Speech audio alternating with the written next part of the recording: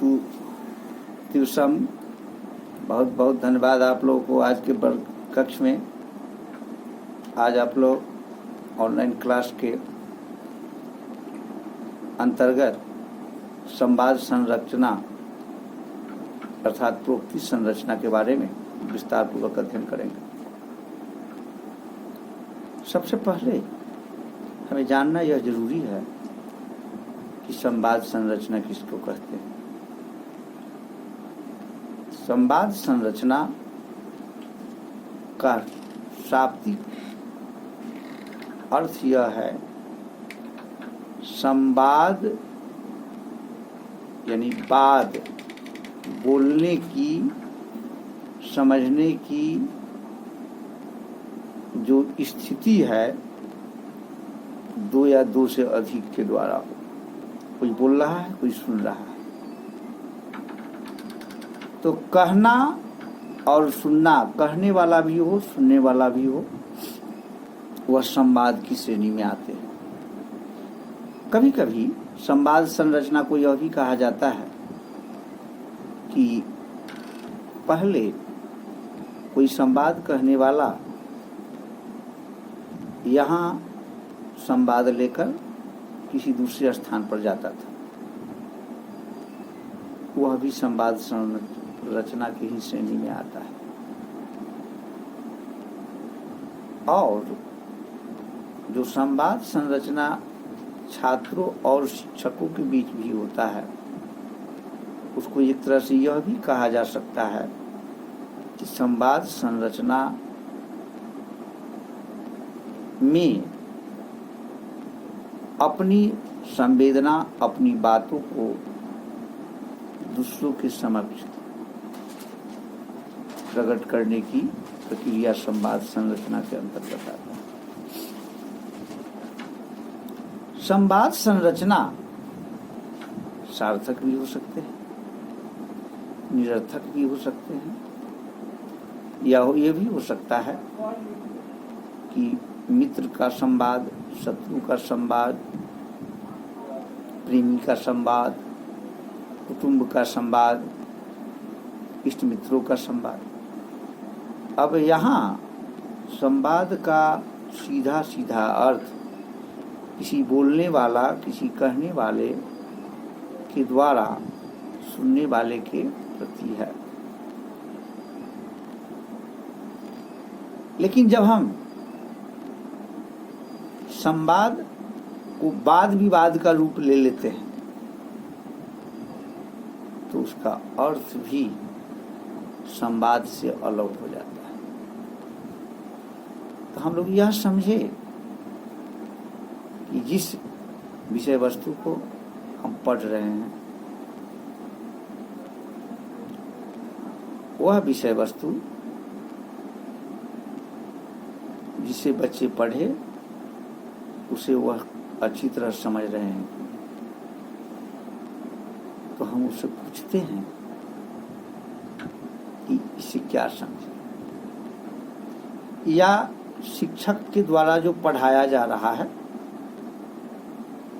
और संवाद प्रोक्ति संरचना का सीधा अर्थ है कि जो शिक्षक विषय वस्तु को पढ़ा रहे हैं उस विषय वस्तु को छात्र समझकर और फिर आगे समझा सकते हैं।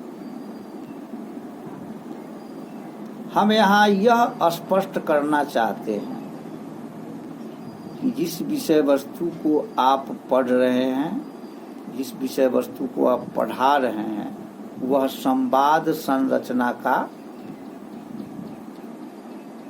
स्वरूप कब होगा, प्रोक्ति संरचना का स्वरूप कब होगा।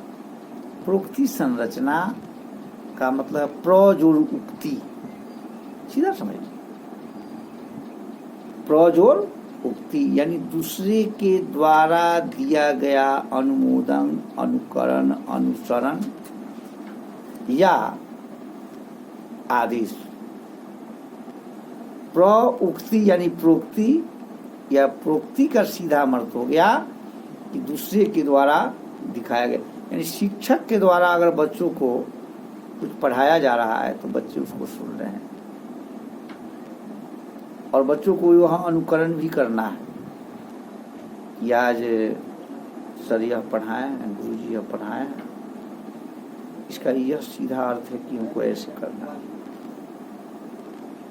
तो इसे अंदर से होता क्या है कि हम जो पढ़ते हैं या जो पढ़ाते हैं उसे बच्चे पूर्ण रूप से समझकर उसका अवबोधन कर लेते हैं। वीडियो देखो तो यूट्यूब पर जो अपलोड किया है आज, जब उसका अवबोधन करते हैं बच्चे, तब संवाद संरचना का प्रादुर्भाव होता है। बच्चों को कोई चीज आप याद करने के लिए कहो, कोई चीज बना कर लाने के लिए कहो, तो आपके बच्चे विद्यालय में जो आपने पढ़ाया है उसकी जानकारी उसके पास जितनी होगी, वह जानकारी जितना उस बच्चे के मन मस्तिष्क में होगा, उस होमवर्क को उसका माध्यम बनाकर और उसे बना करके लाएगा। कभी कभी बच्चों को जब आप होमवर्क देते हैं तो आप जो पढ़ाए हैं, जो आप प्रवृत्ति किए हैं, आप जो संवाद की स्थिति किए हैं, वह संपूर्ण न समझकर आधा अधूरा ही समझता है। तो जब आधा अधूरा जब वह समझता है तो उस विषय वस्तु का जो प्रभाव है, वह प्रभाव बच्चे में पूर्णता नहीं होती, जिसके कारण बच्चे उसको ठीक से समझ नहीं पाते हैं और फिर न उसको ठीक से बना करके ला सकते हैं और न ही उसका जवाब दे सकते हैं। संवाद में शिक्षकों के द्वारा मौखिक और लिखित रूप में प्रश्न पूछा जाता है।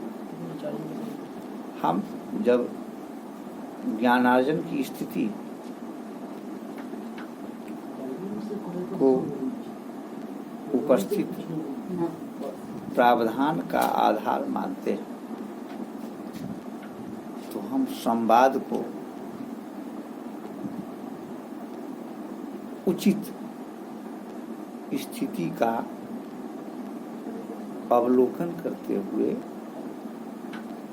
हम उस बच्चे के ऊपर स्पष्ट करते हैं कि तुमने कल क्या पढ़ा था।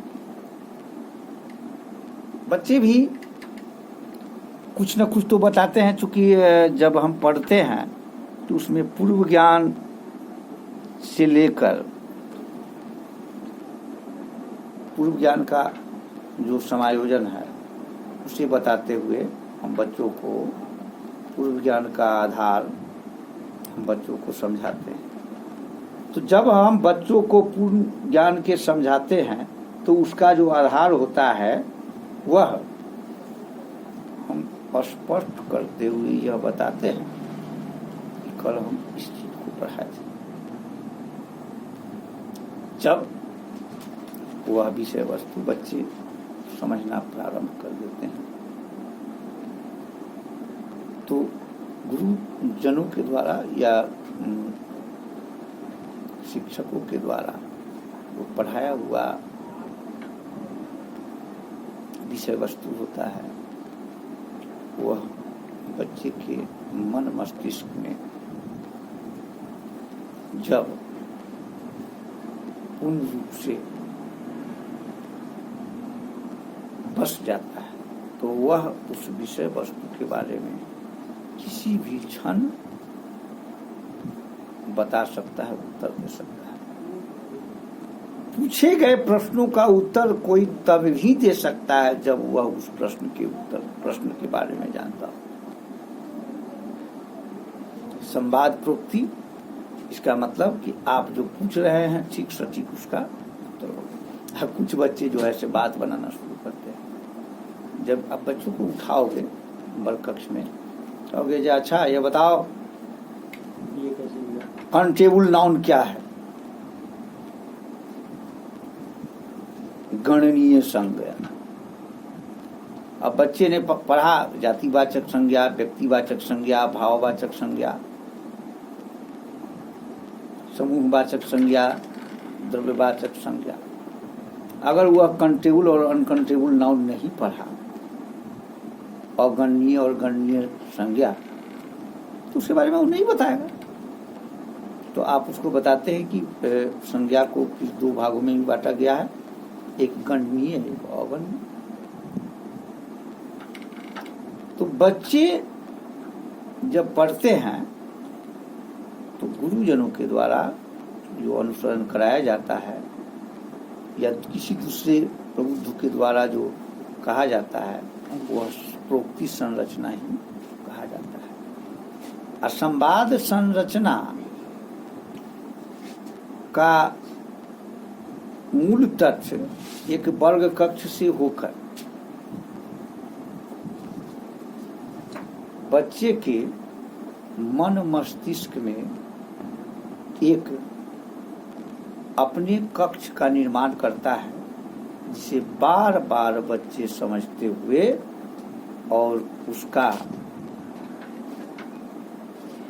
जो निचोड़ है, उसका जो मूलांक है, उसका मूल्यांकन है, वह खुद करना शुरू कर देते हैं। तर्क वितर्क कुतर्क दो है, एक तर्क है, एक वितर्क है, एक कुतर्क है। तो तर्क का मतलब हो गया कि जिस चीज को आप नहीं समझ रहे हो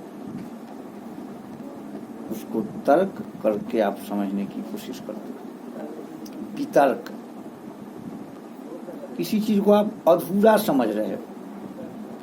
सबसे पहला है जो नहीं समझ रहे हो और दूसरा है जो अधूरा समझ रहे हो, तो उसको वितर्क आप करते हो। लोग कहते हैं तर्क वितर्क कर रहे हैं। आधा समझ रहे हो आधा नहीं समझ रहे हो, तो आप यह जानते हो कि शायद यह चीज जो समझ रहे हैं उसी के अंगीभूत यह होगा। तो वितर्क करने के बाद आपको यह पता चल जाता है कि हम सही हैं कि अगला जो हमको बता रहा है वो सही है। प्रोक्ति संरचना का मतलब है। लेकिन कभी कभी ऐसा भी होता है कि हम जो आधा अधूरा समझे उससे वह पूर्ण बात की जानकारी हमें नहीं हो पाई और अगला जो कह रहा है वह सही कह रहा है। हम जो समझे वो आधा अधूरा था, जिसकी पूर्ण जानकारी हमें प्राप्त नहीं हुई। और कभी कभी ऐसा भी होता है जो हम आधा जो समझ रहे हैं उसी आधार पर वो पूरी बात को भी हम समझ। लेकिन कभी कभी ऐसा भी होता है कि हम जिस विषय वस्तु के बारे में समझ रहे हैं या कोई समझा रहा है या किसी के द्वारा समझाया गया है वह तथ्य युक्त न होकर तथ्यहीन है। तो जब तथ्यहीन है तो सबसे पहले उसमें तथ्यहीन जो वार्तालाप हुई, जो प्रोक्ति संरचना हुई, उसमें समय की बचत जो होना चाहिए वह समय बचत नहीं हुआ, उस समय खत्म हो गया, खराब हो गया। तो इसीलिए कहा कि संवाद संरचना का सीधा सीधा असर उस ज्ञान पर, मन मस्तिष्क पर पड़ता है जो ग्राही यानी ग्रहण करता हो, जो ग्रहण किए हुए बात को हम सब ठीक ठाक मन मस्तिष्क में बैठा लेते हैं, वह प्रोक्ति संरचना हमारे मन मस्तिष्क में बैठ करके और वह व्यवस्थित हो जाता है। किसी भी विषय वस्तु के बारे में जब हमें कहा जाता है कि हम इस बात को ऐसे करते हुए हम आ रहे हैं, तो जो ध्वनि जो कहने वाला संवाद जिसके द्वारा हम सुन रहे हैं, समझ रहे हैं, तो वह जो कह रहा है वही हम समझ रहे हैं। लेकिन कभी कभी ऐसा होता है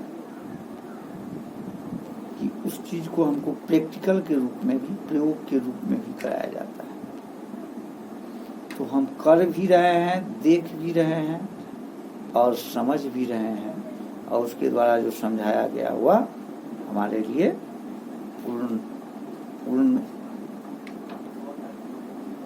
स्थिति जो हम निर्धारण कर रहा है। तो पूर्णता का जो प्रभाव है वह संवाद संरचना का प्रारूप तैयार करता है। हम यह भी समझ सकते हैं कि हमारे गुरुजन, हमारे माता पिता, हमारे शुभचिंतक, हमारे इष्ट मित्र हमें जो कह रहे हैं वह सही होगा। यानी जो अपने लोग होते हैं वह हमेशा सही सलाह देते हैं, यह सब लोग जानता है। इसलिए लोग कहता है कि गुरुजनों का हमेशा अनुसरण करना चाहिए। माता पिता और गुरुजन का अनुसरण करना उसके जीवन पर्यंत लाभप्रद स्थिति उत्पन्न करता है, और हम जिन तथ्यों को, जिन बातों को बहुत दिनों तक समझ सकते हैं और उसका अनुकरण भी कर सकते हैं।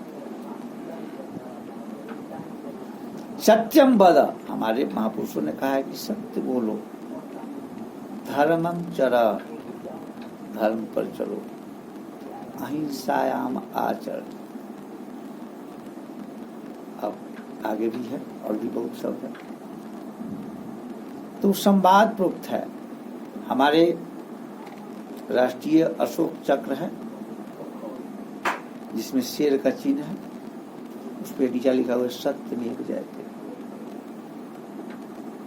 सत्य की विजय होती है, सत्य में विजय होती है, सत्य ही विजय दिलाती है।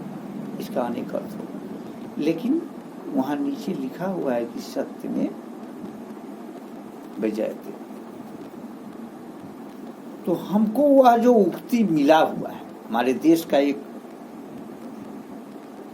कोटेशन सत्यमेव जयते, जिसे अशोक स्तंभ के नीचे लगाया गया है, इसका सीधा सीधा अर्थ है कि जब भी आप सत्य के प्रभाव को देखोगे तो आपको विजय ही प्राप्त हो। लोगों ने कहा कि सत्य परेशान हो सकता है, पराजित नहीं हो सकता, और भी बहुत सी बात होती। हम यहाँ फिर संवाद संरचना की बात करें तो संवाद से बहुत कुछ सुलझ सकता है। और कभी कभी ऐसा भी होता है कि संवाद वाद विवाद का कारण हो जाता है। बात करते करते उसको वाद विवाद हो गया, आज इसके कारण वो हो गया कि वह संवाद एक आपसी विवाद का कारण बन गया, क्योंकि उसके अंदर भी बहुत सी विधाएं हैं। जैसे व्यंग्यात्मक शब्द उस संवाद को समूल काट देता है। जैसे किसी रुई में अगर एक तिल्ली रख दिया जाए सलाई का, जला करके, तो भस्म हो जाएगा। उसी प्रकार आपके जितने भी अपने क्यों ना हो, जितने ही चिंतक क्यों ना हो, लेकिन प्रोक्ति संवाद की स्थिति बार बार अगर खराब होगी तो संबंध विच्छेद होकर और बहुत भयानक रूप ले सकता है। अब विशेषकर वैसे लोगों के साथ संवादित स्थिति उत्पन्न करना चाहिए जो आपके बातों को, तथ्यों को समझ रहे। हमारे हिसाब से तो यह हो यह कहा जाता है कि आप किसी से व्यंग्यात्मक दृष्टिकोण का उपयोग न करो, अब उसी से करो जो उस चीज को समझ ले, सह ले, और नहीं तो यह वाद विवाद कभी कभी बड़ा रूप धारण कर लेता है। और गांव में लोग कहता है कि छोटा एक घाव हुआ तो बहुत बड़ा घाव हुआ, वो छोटे घाव से बहुत बड़ा घाव हो सकता है। इसलिए सभी बच्चों को आप जो संवाद प्रवृत्ति के द्वारा दिग्दर्शन कराते हैं वह सबसे उपयुक्त और सबसे सार्थक है। तो बच्चों, आप लोगों को आज हम प्रवृत्ति संरचना के बारे में, संवाद संरचना के बारे में विस्तार पूर्वक बताया और इसके मूल्य तथ्यों के बारे में समझाया। अब इसके आगे जो कुछ भी पूछना है आप पूछ सकते हैं। धन्यवाद।